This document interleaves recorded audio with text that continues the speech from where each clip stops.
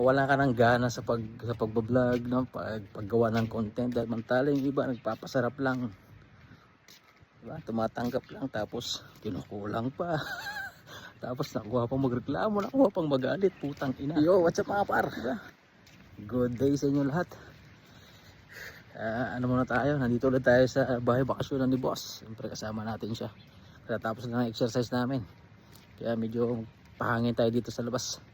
Kasi day off natin ngayon, katatapos na ng duty natin galing sa gabi. So bukas pang araw tayo. So dahil mainit sa loob, pahangin tayo dito sa tabing dagat. Tara, bisitahin natin yung ating kapaligiran dito, para mamayang gabi pwede tayo ulit maligo, pwede tayo malimasag.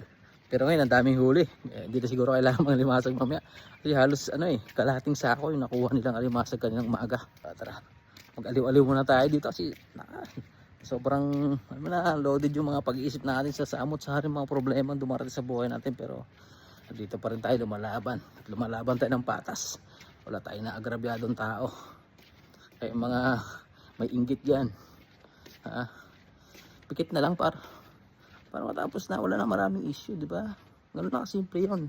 Pag inggit ka, pikit ka na lang, para pag dilat mo wala na, diba? Kasi yung tao umalis sa harap mo, kaya wala ka na makita.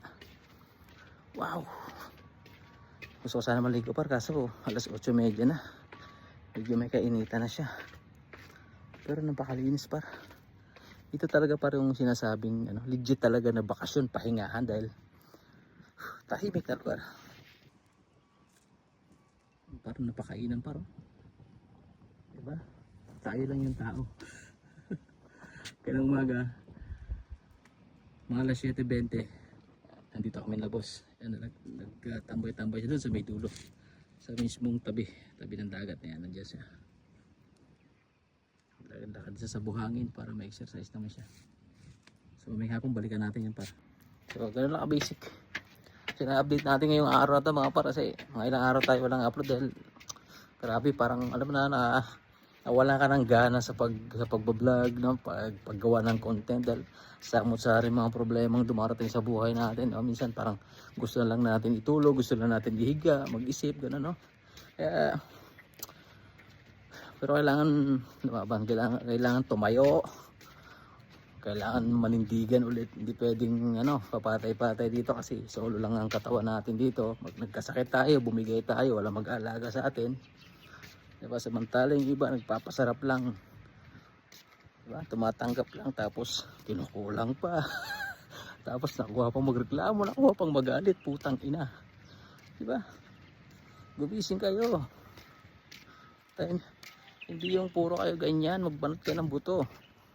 Ina mo, right? Ganda ng paligid natin, sinisira yung araw po, yo. Ang ganda-ganda ng paligid, eh.